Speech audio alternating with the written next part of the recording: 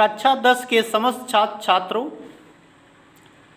आपका मेरे क्लास में हार्दिक अभिनंदन है। आप लोग को हमने पिछले वीडियो में प्राकृतिक आपदा के बारे में पढ़ाया था, जिसमें पहली हेडिंग आप लोग को पढ़ाए थे भूकंप की उत्पत्ति और भूकंप से प्रभाव। आज हम पढ़ाएंगे दूसरी हेडिंग है भूस्खलन। प्राकृतिक आपदाओं के अंतर्गत दूसरी हेडिंग आपकी है भूस्खलन। तो सबसे पहले हम समझेंगे कि भूस्खलन किसे कहते हैं। दूसरी हेडिंग है भूस्खलन। तो भूस्खलन किसे कहेंगे? भूस्खलन देखिए दो शब्दों से मिलकर के बना है। पहला अर्थ है भू का अर्थ है पृथ्वी, भू का अर्थ है पृथ्वी, और दूसरा शब्द है स्खलन,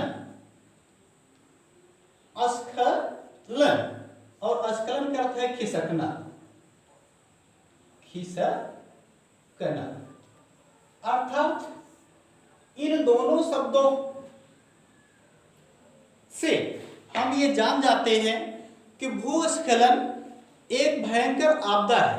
भूस्खलन का अर्थ पृथ्वी का खिसकना, अर्थात जब पृथ्वी या भूपृष्ठीय भाग जल की अधिकता के कारण अपने मूल ढाल से, अपने मूल स्थान से खिसक कर नीचे गिरने लगता है।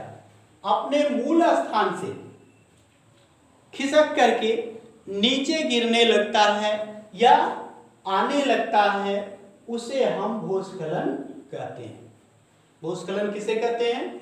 तो भूस्खलन दो शब्दों से मिलकर के बना। भू का अर्थ है पृथ्वी, स्खलन का अर्थ है खिसकना, अर्थात जब पृथ्वी खिसकने लगती है तो कैसे खिसकेगी, इसमें हम देखेंगे ये ज्यादातर पर्वतीय भाग होता है, जो भूकंप और ज्वालामुखी का प्रभाव होता है, इसी के कारण भूस्खलन होता है।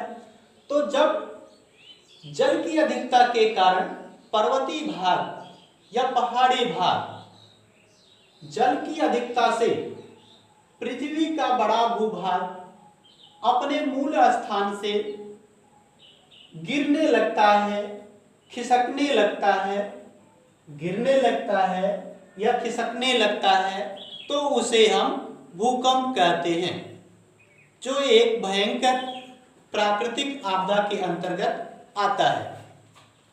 प्राकृतिक आपदा के अंतर्गत आता है। तो भूस्खलन किसे कहते हैं, इसके बारे में हम चर्चा करेंगे। जब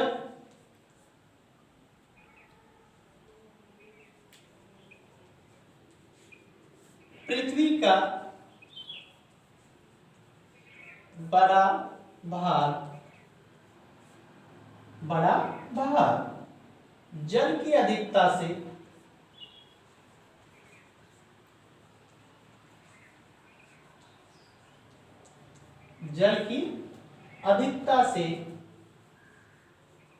अपने मूल स्थान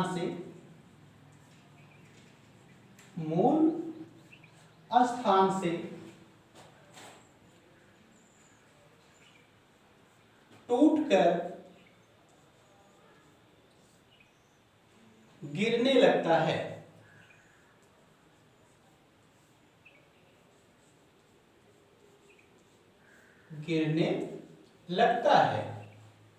तो उसे भूस्खलन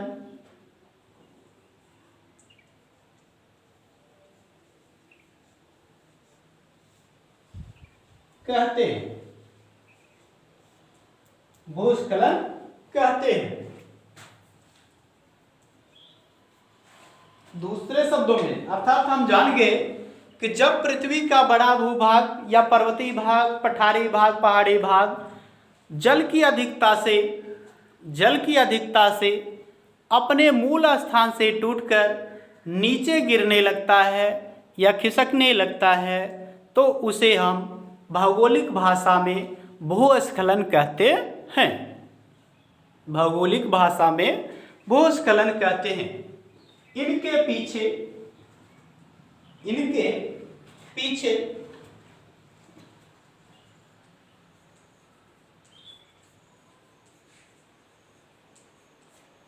या तो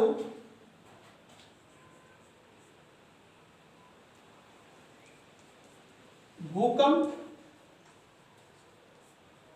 या ज्वालामुखी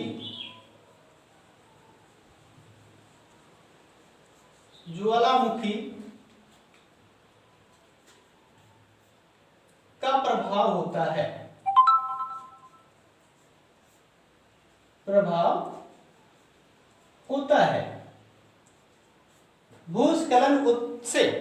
भूस्खलन से जान माल का नुकसान होता है। इससे अधिक से अधिक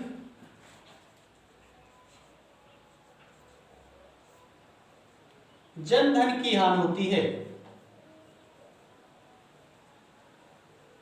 जनधन की हानि होती है। अधिक से अधिक जनधन की हानि होती है, अर्थात जो बस्ती पर्वत के आधार पर स्थित है,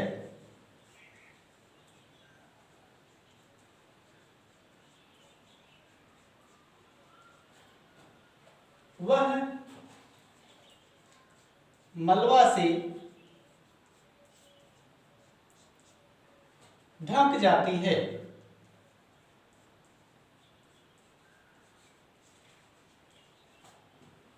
रेल मार्ग, रेल पटरी या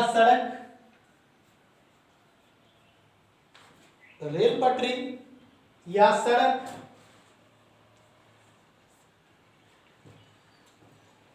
का आवागमन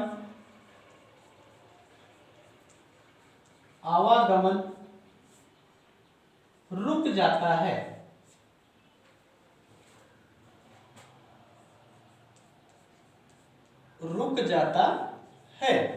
या अवरुद्ध हो जाता है, जिससे अनेक प्रकार की कठिनाइयां होती हैं। उत्पत्ति और प्रमुख कारण हम जान गए कि इस भूस्खलन से क्या प्रभाव पड़ता है। जैसे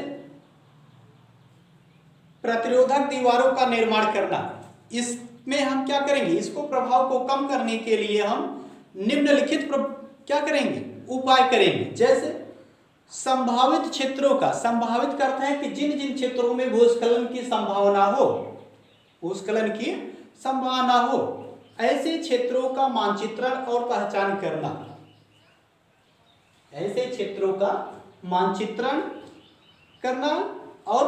करना। इसके बाद सुनियोजित भूमि का उपयोग करना और उनके स्थलों का निरीक्षण करना। तीसरी हेडिंग है प्रतिरोधक दीवारों का निर्माण करना। प्रतिरोधक अर्थात भूस्खलन क्षेत्रों में ऊंची दीवारें बना देनी चाहिए, जिसके कारण भूस्खलन न हो। ऊंची दीवारों से जल के प्रभाव से कुछ भाग जो ऊपरी भाग होता है गिर करके नीचे गिरता है, वह दीवार उसको क्या करती है, सहारा देती है, जिससे ऊपरी भाग नीचे गिरता नहीं है और भूस्खलन से सुरक्षा होती है। ढलानों को स्थिर करना और भवनों के निकट अवरोधकों का निर्माण करना, जिससे भूस्खलन का जो भाग टूट करके गिरता है वह अवरोधक उसको रोक ले और मकान की छत न होने पाए। क्योंकि जब ऊपरी भाग गिरता है तो मकान हमारा नष्ट हो जाता है और अधिक से अधिक जनधन की हानि होती है। यदि हम अवरोधक बनाएंगे तो वह टूटा हुआ भाग सबसे पहले अवरोधक उसको रोक लेगा और मकान में कोई नुकसान नहीं होगा, जिससे हमारी रक्षा होगी और जनधन की हानि से हम बच जाएंगे। इन तमाम आधार पर या वनस्पति आवरण जैसे झाड़ झंखाड़ पेड़ पौधे विकसित करके क्या करेंगे, हम भूस्खलन को रोक सकते हैं और उसके बढ़ावे को कम कर सकते हैं। इसके बाद है सुनामी। अगली हेडिंग है आपकी सुनामी। तो सुनामी हम जानते हैं, सुनामी एक जापानी भाषा का शब्द है।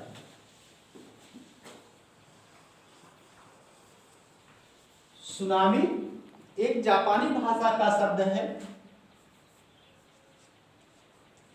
सुनामी। आगे हम आपको अगले वीडियो में सुनामी के बारे में बताएंगे।